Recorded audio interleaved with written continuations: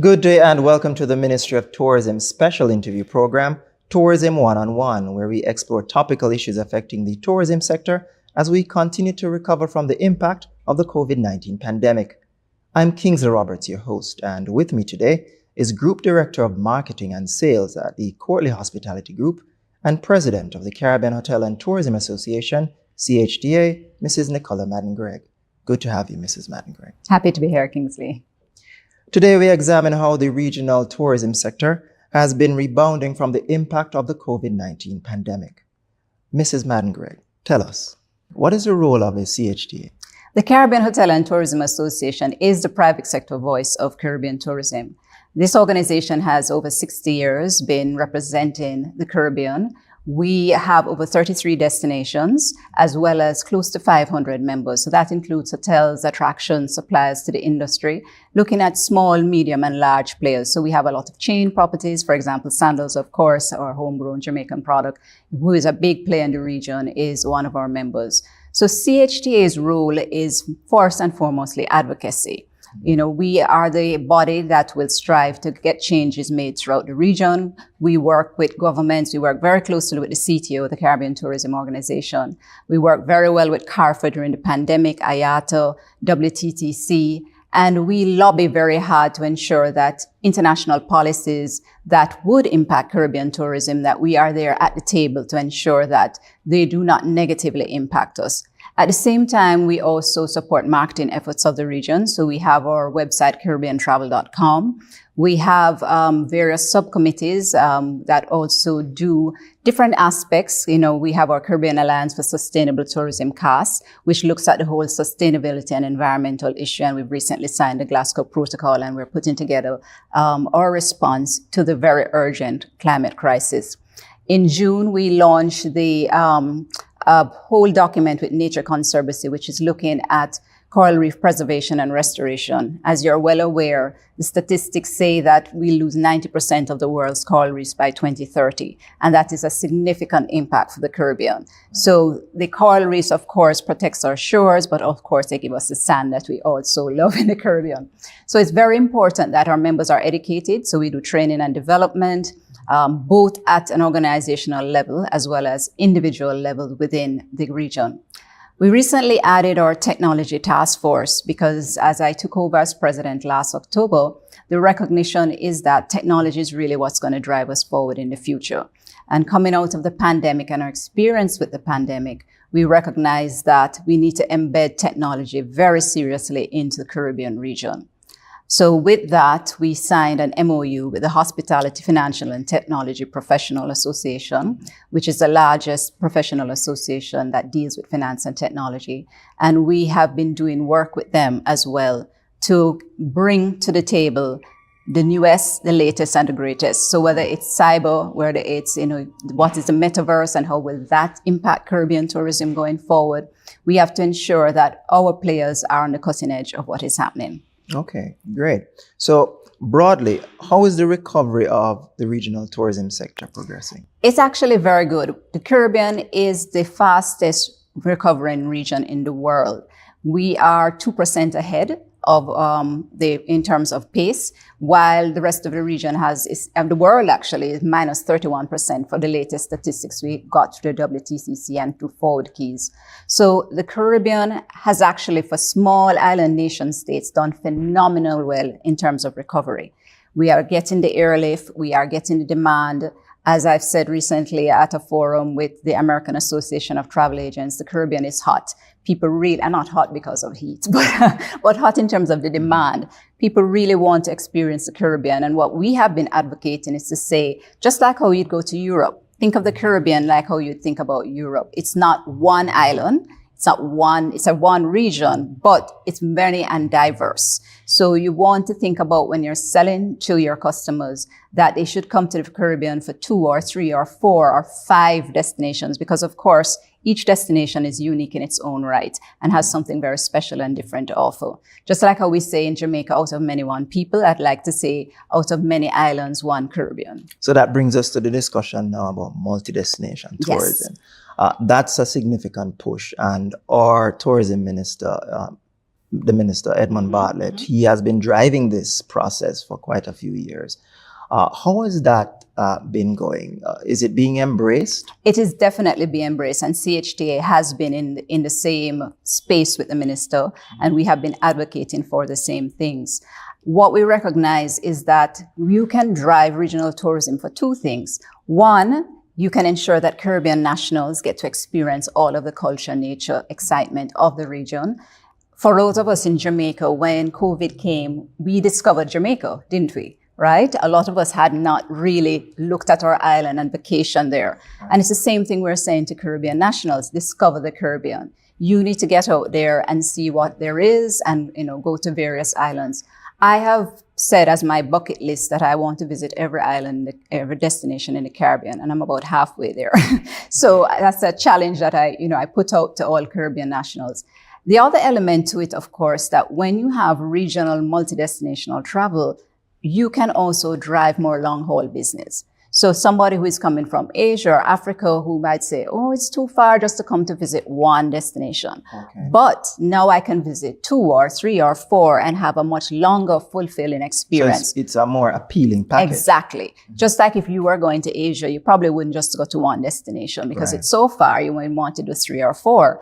You may never know when you're going to be that far again. So it opens up the Caribbean in a different way, and it allows us as a region to really present ourselves in a very unique and different aspect. And I think, yes, you're going to have those customers who always want to come to only one destination, who are lovers of a particular destination, or they may be 2 or 3, but you have those customers who really want to explore.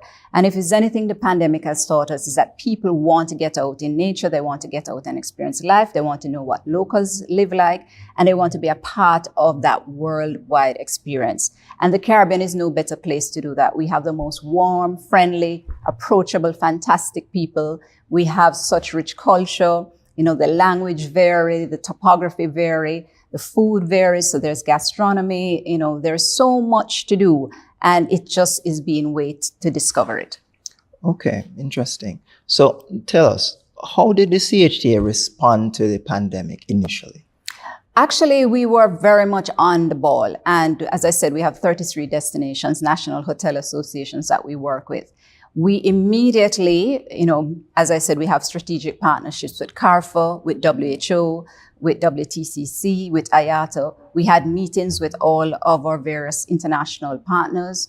We were very much on the advocacy road. When they had the red light, green light, and amber light system, we had lobbying efforts in partnership with some of these associations, including ASTA, where we would write to the governments of these various countries and give them statistical data to support why it was important to not penalize the Caribbean because we didn't have the vaccines as yet. You remember that was a big thing because we didn't have access. So it was, if you didn't have vaccination, that was the criteria by which they would penalize a destination or a region. Right. So we had to prove statistics. We worked with our national hotel associations. We had to say, look, the protocols, for example, some of our destinations, smaller ones, for example, would not have had the access to get that international standard protocol. We worked with larger destinations such as Jamaica, Barbados as well contributed. We worked with hotel partners, the chains, who had no international access to,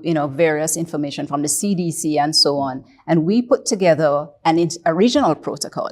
So that would help destinations to quickly ramp up and respond to all the different elements so that hotels, attractions, everything else could open. So working in partnership with the local hotel association and the governments as well. So it was an ongoing dialogue, rapid response. I was on the tourism task force for Jamaica, and I know day and night, morning, evening, noon calls for hours. We had that level of intensity. And at CHTA, as vice president and then president, we also had that level of intensity, but on a regional basis. Okay, so the organization then provides various forms of support. So yes, what training, about resilience building and so on? Yes, so we had a lot of training. We did a lot of webinars and master classes over the period, made sure that our members and even non-members, because we opened up all our training and our data and everything to non-members, because during the pandemic, it didn't make sense to just say, only let our members have access to this. Right. It is the Caribbean. So we wanted everybody to recover and recover well. So we opened up all of our various seminars or webinars or expertise, the data that we had, any information. We even helped to lobby for some destinations to get test kits and to help them with the whole issue. So it was something that really was a unified effort. And I think coming out of the pandemic for CHTA and definitely for our hotel associations, we continue to push with that unified effort.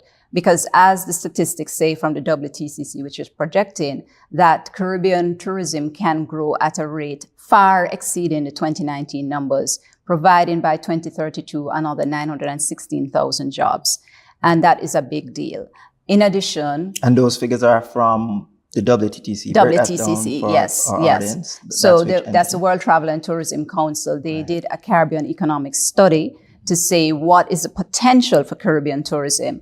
And in that, of course, there are some headwinds that we need to pay attention to. Interconnectivity, multi-destination travel, looking at taxes and fees, training and development, implementation of technology. These are all things that CHTA and our national hotel associations were well aware of. So it's now we have been working the problem and some of the things are in place, and we continue to work the problem jointly with the public sector as well, with CTO and of course the governments and the ministers of tourism.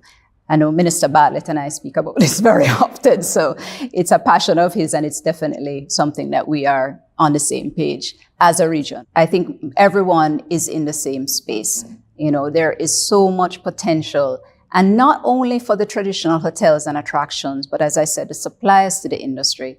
There is opportunity to provide, websites, apps, from a technology point of view. There is opportunity to really take off in terms of in agriculture and manufacturing. So if you want to say now that there's 14.8 million roughly people in the Caribbean, plus you look at the international market that we could garner coming into the Caribbean region, that just gives us better economies of scale. We know food security is a big thing now. And so if as a region, we can produce more agricultural products to service the tourism market, because now that additional demand makes the pie much bigger. And then that can give our farmers more economies of scale, our manufacturers more economies of scale. So the supply chain disruptions that we faced during COVID, we can be the answer to that problem. Okay, excellent. That brings us to the end of our program. Thanks for joining us today, Mrs. Madden-Greig. It was my pleasure to be here. Thanks to our viewers for tuning in. Join us next week when we conclude our discussion on how the regional tourism sector has been rebounding from the impact of the COVID-19 pandemic. Take care and see you soon.